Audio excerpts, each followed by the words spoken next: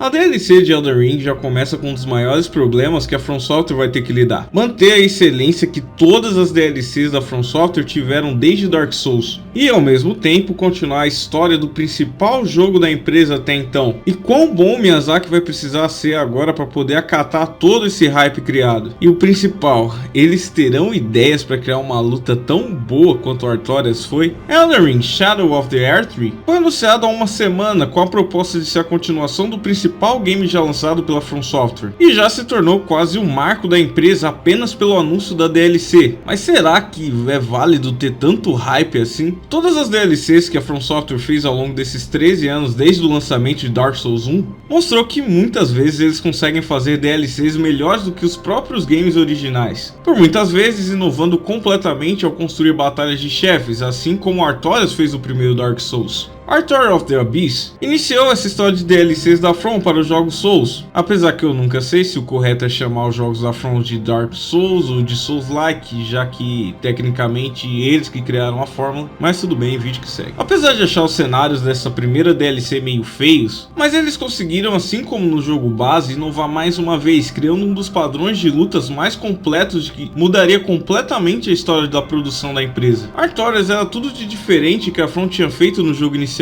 Um chefe bem mais rápido e imprevisível, e que tem golpes que demandam uma observação muito maior do jogador, já que podem ser encaixados com combos e mais combos. O fato de que o personagem que você está enfrentando, assim como você, também é um cavaleiro. Claro que um pouco maior que você, já que você é apenas um homem de 1,60 m. Mas ele segue o mesmo padrão de design que você está, um igual, mas mesmo assim você não consegue nem ao menos vencê-lo. Esse padrão de chefe foi posto aqui no Artorias e posteriormente adotado como uma das marcas da empresa. Uma luta dentro da DLC que é extremamente complexa, com um personagem parecido com você e com uma história bem criativa e muito triste. O que parece ser o caso da DLC de Elden Ring, que eu já vou aprofundar, mas enquanto isso, que tal você deixar um likezinho aí, hein? Deixa o like aí, cara, por favor, na humilde. Dark Souls 2 faz exatamente o que foi dito. O game base é quase todo inferior ao que as DLCs colocaram posteriormente, sendo as 3 lançadas melhores do que o jogo base, e repetindo o padrão de chefe humanoide de armadura que simplesmente te arrebenta, criado com Artorias. O problema é que aqui, assim como tudo em Dark Souls 2, a repetição tira a qualidade, mesmo Full Knight sendo uma das minhas lutas favoritas da saga, mas ver esse mesmo padrão que outros 2 chefes principais das DLCs utilizam acaba assim tirando um pouco o brilho do Full Knight. Mesmo a luta do Ivory King sendo bem criativo por você utilizar os cavaleiros para te auxiliar durante a luta, mas já é o 6º ou 7º boss que utiliza o mesmo padrão dentro do mesmo game. Bloodborne é um caso complexo, eu quero fazer um vídeo exclusivo desse jogo, mas também entra DLC que é muito melhor do que o jogo base. Mas aqui o chefe principal, o cara da DLC, muda um pouco, não sendo mais apenas um humanoide gigante, mas sim um cavalo retorcido com uma espada clássica da From Software. Claro que existem outras 2 lutas com humanoides, Maria e Órfão de Kos, mas a luta do Kos é horrível, e é aí que dá o primeiro medo sobre a DLC de Elden Ring, deixar a luta final meio anticlimática. Dark Souls 3 teve 2 DLCs, e novamente, a primeira, por mais que tenha uma luta bem difícil no final, mas é um pouco anticlimático, dependendo muito da segunda DLC para ter o mínimo de conclusão. E claramente a segunda DLC sendo bem melhor do que a primeira, trazendo uma luta que serve como referencial direto a Artorias, que foi quem começou com toda essa ideia de chefes rápidos que se tornaria o padrão para From Software. E também essa aqui, até então, é a luta definitiva de dragão criada pela empresa. Sim, Midir é o melhor dragão já criado pela From Software, e não, os dragões de Elden Ring não são as melhores lutas. Conviva com isso. E falando em Elden Ring, chegamos finalmente nele. Elden Ring utiliza em vários chefes os padrões criados por Artorias, de serem humanoides e aqui no máximo de velocidade e imprevisibilidade, com ataques que demoram para você realmente entender como funciona e com histórias super tristes. Margaret, Morgoth sendo um dos exemplos, mas os 2 principais sendo Malenia e Radagon. Malenia é de longe a luta que seria substituta de Artorias para o jogo base, já que era opcional. Aqui, coisas mantêm a luta super simples para que a sua atenção seja 100% na luta do chefe. O cenário é bonito, mas não é nada estonteante. A música traz uma leveza grande que não atrapalha a concentração do jogador e também combina muito com a luta da Malenia, já que parte do moveset dela utiliza sutileza em seus golpes, não sendo algo tão brutal como vários outros chefes de abertos, trazendo um enredo completo e complexo, interessante e claro, uma dificuldade filha da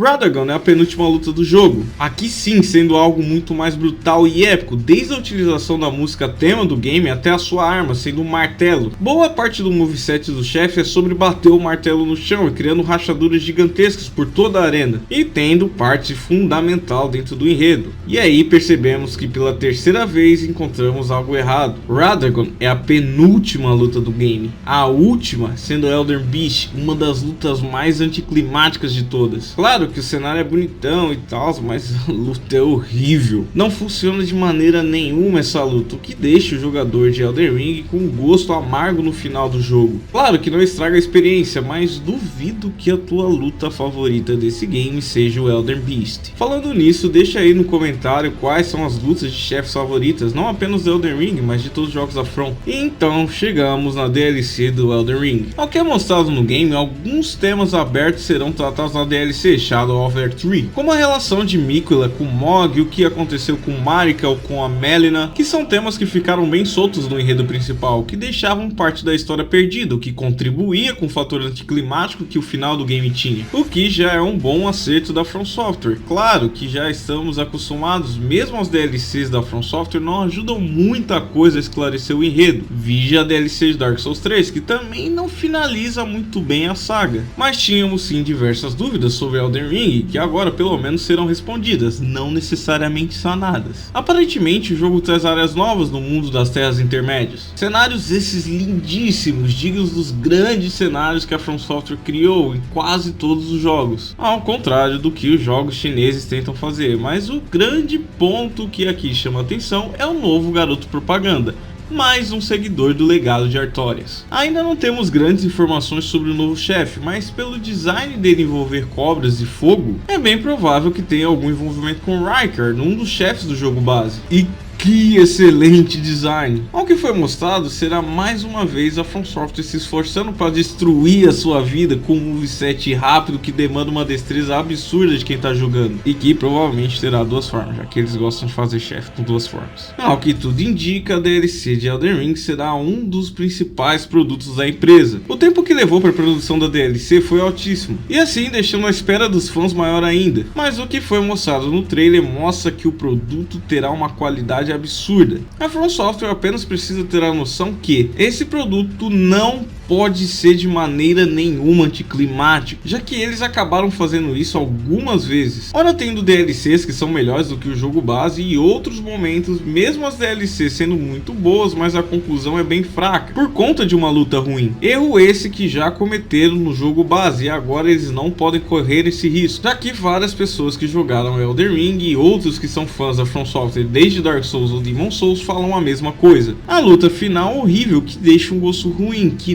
não estragou o grande produto que foi entregue, mas que agora pode sim destruir tudo.